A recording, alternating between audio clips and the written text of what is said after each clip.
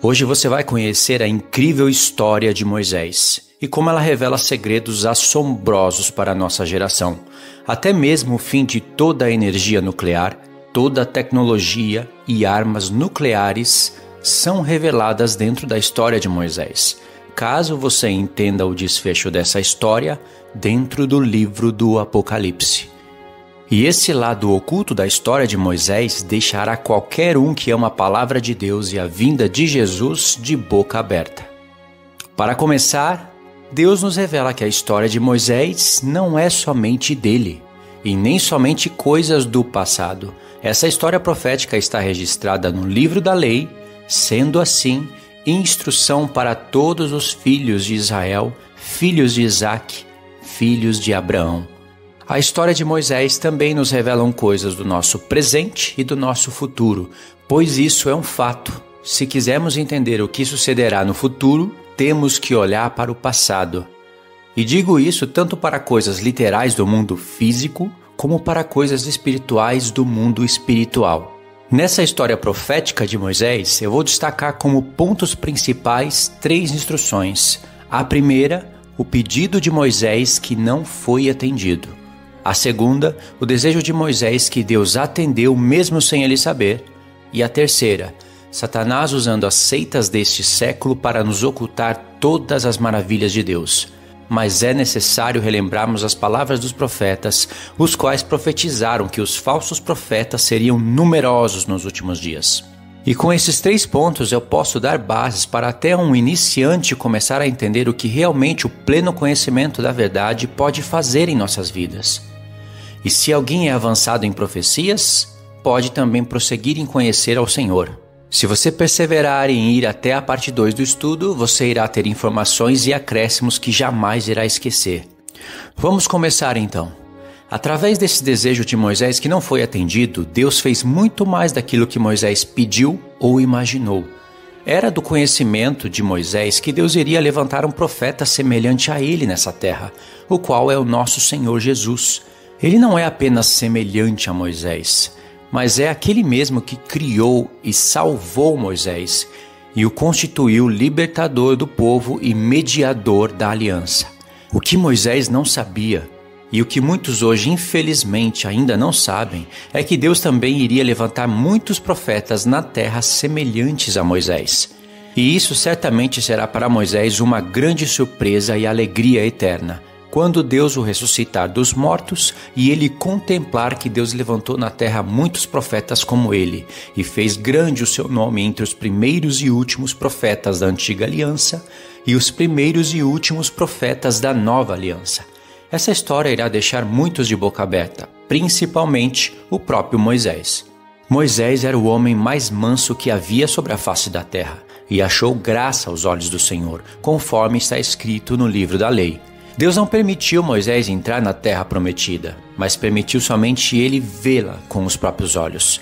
Também está escrito que Moisés implorou para poder entrar na terra, mas Deus não atendeu essa súplica e ainda disse a ele: "Basta, você não entrará na terra e não quero mais falar desse assunto." Não parece injusto ou rigoroso demais Deus ter proibido Moisés de entrar na terra prometida?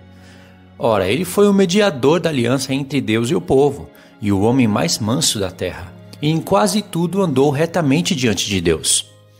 Na verdade, esse castigo de Deus foi muito justo e revelador, e ainda estava protegendo o coração de Moisés de maiores sofrimentos e desapontamentos com o povo, pois Moisés já era velho e o seu coração já tinha sofrido muitos males com a rebeldia do povo. Prestem atenção nesses 2 lados da mesma moeda desse ponto da história, para que fique claro a justiça de Deus na vida de Moisés e de qualquer homem que quiser receber do mesmo Espírito que estava nele, e em nosso tempo presente e futuro, poder agir semelhantemente como ele agiu no passado. Pois é para isso que Deus está restaurando as suas verdades e preparando o seu povo para entender e viver essas realidades eternas. Por isso que a palavra de Deus deve ser bem meditada, pois nem sempre Deus explica de imediato todas as suas razões, e isso Deus faz para provar os corações. Nem sempre teremos as explicações de todos os mistérios de Deus, ainda que nós nos esforçássemos o máximo, com orações e jejuns, pois para todas as coisas debaixo do céu existe um tempo determinado, até mesmo para Deus se revelar e revelar os seus segredos, conforme Eclesiastes capítulo 3. Muitos naquele tempo jamais poderiam entender todo o real motivo dessa severidade de Deus para com Moisés. Note esse exemplo que vou dar e alguns textos que vou citar, porque eles são chaves. No tempo de Moisés, todos os homens não podiam entender os significados de todas as obras da lei praticadas durante as 7 festas, e nem o porquê das semanas de anos ou do reset da história a cada 50 anos, no caso de jubileus. E mesmo não entendendo nada, eles teriam que praticar as leis e serem santos diante do Senhor. E podemos observar na palavra de Deus o seguinte: quando alguém se entregava de todo o coração e alma para o Senhor, mesmo sem entender o significado das coisas, Deus separava esse tal para testemunhar e revelar porções dos seus segredos, como peças de um quebra-cabeça profético, como recortes ou cenas do futuro. Claro que Deus, já conhecendo o coração de tal homem, pode testemunhar e separar o tal homem antes mesmo dele nascer, no ventre da sua mãe, para Deus nos revelar a sua presciência em todas as coisas. Isso serve para você entender que se você quiser fazer parte da vida de Moisés, você vai ter que ter um coração para tal propósito. É o coração e o propósito de cada pessoa, alinhados com o coração e o propósito de Deus, que o faz separá-la no ventre, para tal propósito, na verdade, antes da fundação do mundo. Bom, no livro da lei nós temos chaves escondidas para abrirmos portas de revelação no Antigo Testamento, mas são os profetas de Deus que começaram a nos dar os mapas para encontrarmos as chaves escondidas no livro da lei. Cada chave que Deus entregava no presente de cada profeta teria a programação de fazer os santos e profetas do futuro prosseguir e voltar continuamente, fazendo o homem sábio para discernir o futuro através do passado. Se você quiser entender o Novo Testamento, volte para as palavras dos profetas. Se quiser entender as profecias dos profetas, volte para o livro da lei. Na verdade, no livro da lei tem muitas coisas ocultas que serão reveladas pelas palavras dos profetas. Ali você encontrará chaves que te farão tanto voltar para o livro da lei como prosseguir para o Novo Testamento. Portanto, não é por teologia de homens, por doutorados e nem por fama em ministérios que se consegue essas chaves. Isso não se pode comprar por dinheiro, mas por obedecer a Deus conforme está escrito. O segredo do Senhor é para os que o temem, e ele lhes fará saber o seu conserto. Salmo 25, verso 14. O profeta Amós testemunhou dizendo: tocar-se-á a trombeta na cidade sem que o povo estremeça? Sucederá algum mal à cidade sem que o Senhor o tenha feito? Certamente o Senhor Deus não fará coisa alguma sem primeiro revelar o seu segredo aos seus servos, os profetas. Rugiu o leão, quem não temerá? Falou o Senhor Deus, quem não profetizará? Amós 3, dos versos 6 ao 8. E por fim, no livro do Apocalipse nós temos uma conexão com esse texto. E em Apocalipse 10, dos versos 5 ao 7, diz: então o anjo que vi em pé sobre o mar e sobre a terra levantou a mão direita para o céu e jurou por aquele que vive pelos séculos dos séculos, o mesmo que criou o céu, a terra, o mar e tudo quanto neles existe. Já não haverá tempo. Mas, nos dias da voz do 7º anjo, quando ele estiver para tocar a trombeta, cumprir-se-á então o mistério de Deus, segundo ele anunciou os seus servos, os profetas. Notem que esse texto tem total conexão com Amós capítulo 3, o rugido do leão, o toque da trombeta, os segredos revelados aos seus servos e profetas. Certamente esses são textos chaves, concordam? Então, prosseguindo, quando você analisar o real motivo desse castigo de Deus sobre Moisés, entenderá que Moisés cometeu um erro grave ao desobedecer um decreto de Deus, pois essa ordem de Deus no futuro iria servir de parábola para revelar a morte e ressurreição do nosso Messias. para todo o povo de Israel. Essa não seria a única parábola para revelar o Messias, mas é uma grande parábola. Bom, de qualquer forma, sabemos que Deus é fiel e justo e galardoador daqueles que o buscam. E com certeza Deus haveria de recompensar a Moisés com coisas infinitamente superiores a ele entrar como um ancião na terra. Moisés já era de 120 anos quando ele disse para o povo que não poderia entrar na terra por causa que ele perdeu a paciência e a mansidão por conta da rebeldia do povo. E Deus preservou a sua visão intacta, somente para ele poder ver a terra.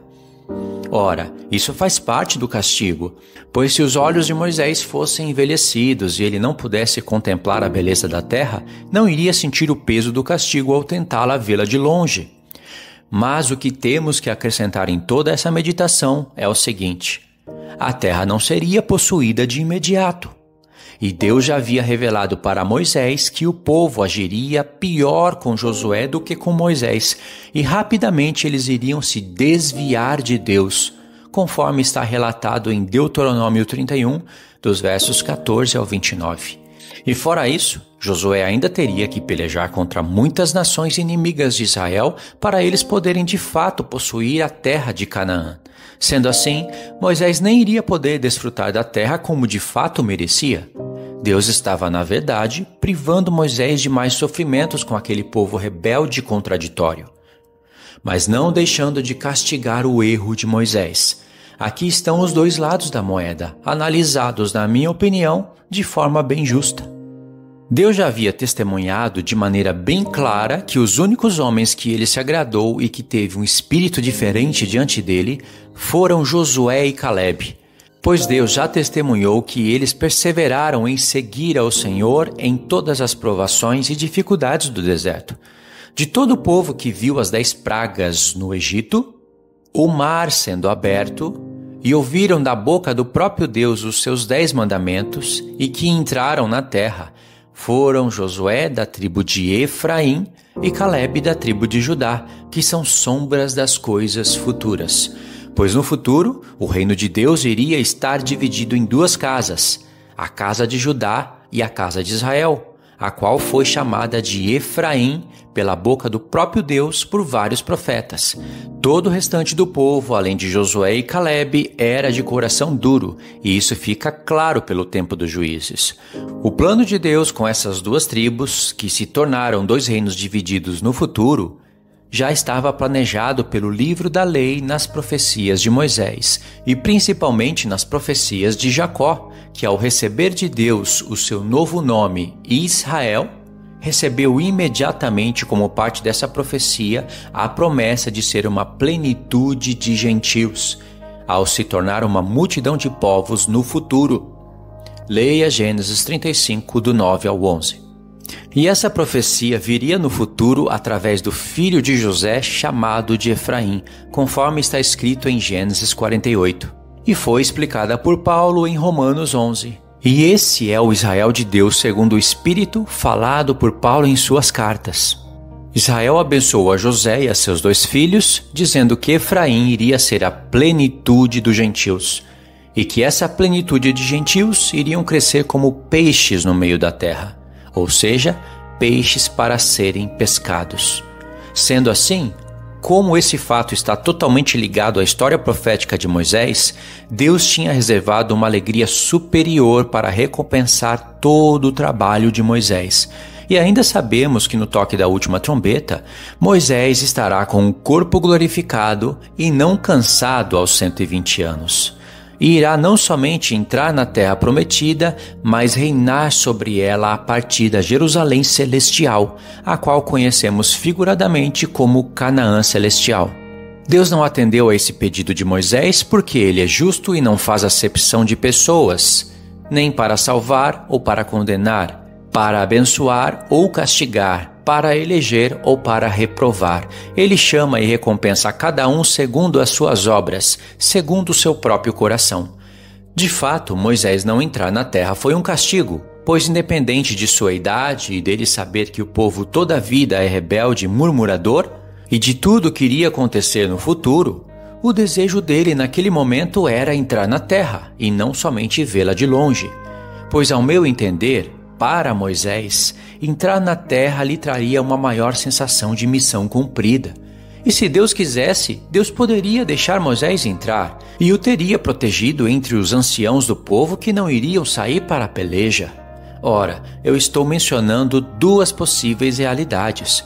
Moisés iria ainda ter desgostos na terra, ainda iria ver o povo murmurando contra Deus, mas ele iria estar vivendo os seus últimos dias na terra da promessa.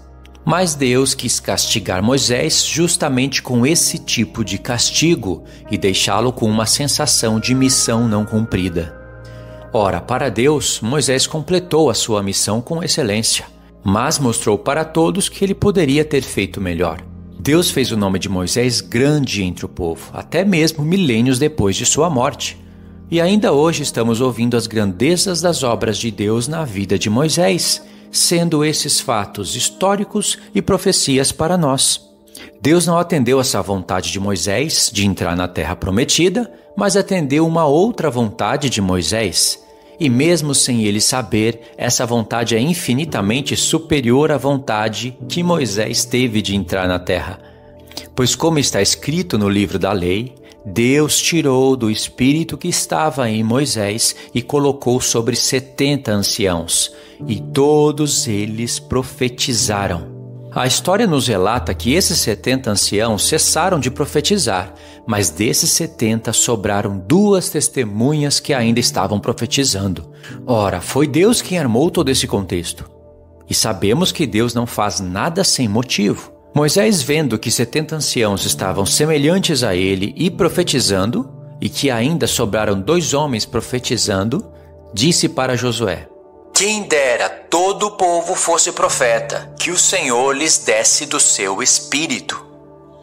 Números 11, verso 29. Leia todo o capítulo, a revelação ficará ainda maior. Moisés não queria ser o único homem entre o povo. Ele não queria ser o destaque. Ele queria muitos homens semelhantes a ele nessa terra. E Josué foi o primeiro exemplo disso, pois Josué foi como Moisés e por isso fez obras semelhantes à de Moisés. E ainda fez o que Moisés não pôde fazer por causa da sua desobediência, no caso da pedra que foi ferida 2 vezes. Pedra que deu para todos beberem no deserto, conforme Paulo disse em 1 Coríntios capítulo 10. Uma pedra literal, porém espiritual. Uma água literal, contudo, também espiritual.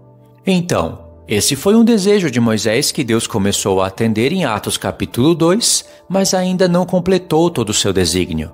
Prestem atenção nisso. O número de 70 anciãos dentro dessa meditação irá nos levar para o final das 70 semanas do profeta Daniel. As 2 testemunhas que restaram profetizando desses 70 representam as 2 testemunhas do livro do Apocalipse, as quais irão profetizar no final das 70 semanas. Pois é assim que Deus usa sua matemática profética. Os números apontam para profecias do futuro, e sabemos que uma delas faz referência a Moisés e a outra para Elias. Ao estudarmos a origem do assunto das 2 testemunhas que se encontram no capítulo 11 do livro do Apocalipse, iremos entender que Deus está usando esses 2 profetas para falar de 2 povos que se tornarão 2 testemunhas contra o último Egito. Observe o que está evidente. Assim como os assuntos dos capítulos 12 e 13 do livro do Apocalipse não podem ser compreendidos sem fazermos a leitura dessas imagens pelos profetas, assim também é com o capítulo 11 em relação a esses 2 profetas. Aliás, não existe absolutamente nada no livro do Apocalipse que possa ser compreendido sem as informações históricas e proféticas da lei, dos salmos e dos profetas. E isso foi uma ordem, um decreto, um plano de Deus para todo mundo. Todas as nações restantes dentro do milênio viverão para compreender 1000 vezes mais todas essas maravilhas que nós compreendemos hoje. Deus não somente atendeu esse desejo de Moisés, de que todo o povo poderia ter do mesmo espírito que nele estava, mas também amplificou esse desejo sobremaneira, fazendo assim infinitamente mais do que Moisés pediu ou pensou. E esses segredos, eu acredito que são segredos do 7º milênio e principalmente do 8º dia, o qual o apóstolo Pedro, finalizando a sua carta, chamou de dia eterno. Veja o que Paulo disse para a igreja de Éfeso. Por esta causa, me ponho de joelhos diante do Pai, de quem toma o nome toda a família, tanto no céu como na terra, para que, segundo a riqueza de sua glória, nos conceda que sejais fortalecidos com poder mediante o seu Espírito no homem interior. E assim, habite Cristo no vosso coração pela fé, estando vós arraigados e alicerçados em amor, a fim de poderdes compreender com todos os santos qual é a largura, o comprimento, a altura e a profundidade, e conhecer o amor de Cristo que excede todo o entendimento, para que sejais tomados de toda a plenitude de Deus. Ora, aquele que é poderoso para fazer infinitamente mais do que tudo quanto pedimos ou pensamos, conforme o seu poder que opera em nós. Nesse capítulo, Paulo está falando das medidas de um edifício. Nós sabemos que é a Nova Jerusalém, edifício que foi falado por ele mesmo no final do capítulo 2. A esposa do Cordeiro está formando esse edifício espiritual. O edifício é literal, já estava pronto antes da fundação do mundo, e ele tem características que representam a esposa do Cordeiro. Paulo foi arrebatado dentro da Nova Jerusalém, e por isso ele teve todo esse conhecimento para escrever essas coisas. E hoje Deus nos convida para fazermos parte dessas duas testemunhas do livro do Apocalipse, mas é preciso preparar o coração para buscar o Senhor e entender essas coisas, como fez Esdras. Deus escolheu Moisés desde o ventre da sua mãe para ele ser libertador do povo de Israel e para ser o mediador entre Deus e o seu povo.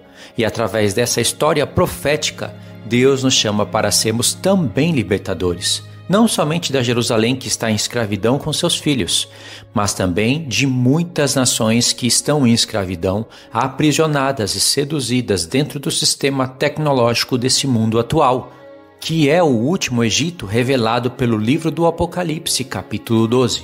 Muitos já entenderam essa analogia entre o Egito passado e o mundo atual, e estão sofrendo por causa da tirania do faraó desse século.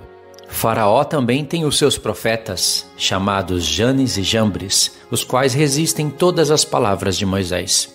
As duas principais seitas atuais, que podem ser representadas por Janes e Jambres, vão ser faladas nesse estudo. Aliás, eu já mostrei características de uma delas. E dentro desse chamado, também está a maravilhosa promessa de nos tornarmos mediadores de uma nova aliança eterna entre Deus e o seu povo eterno, assim como Paulo disse. E é por intermédio de Cristo que temos tal confiança em Deus. Não que por nós mesmos sejamos capazes de pensar alguma coisa como se partisse de nós. Pelo contrário, a nossa suficiência vem de Deus, o qual nos habilitou para sermos ministros de uma nova aliança, não da letra, mas do Espírito, porque a letra mata, mas o Espírito vivifica. E nesse capítulo nós vemos ministros de uma nova aliança, mediadores de Deus e o seu povo. Quem amar a Deus de todo o seu coração, força, alma e entendimento, amando assim a lei, os salmos e os profetas e todo o Novo Testamento, seja o tal homem ou mulher, jovem, adulto ou ancião, então poderá entender o real propósito dessa vida e confirmar todas essas promessas em sua vida. E através dessa vida, tomar posse da verdadeira vida, a qual é eterna. Leia 1 Timóteo 6, versos 12 e 19. Pois essa vida passará como uma fumaça, mas as promessas de Deus serão eternamente cumpridas em seu povo, o qual ressuscitará para uma salvação eterna, em uma vida eterna, para uma justiça, paz e alegria eternas.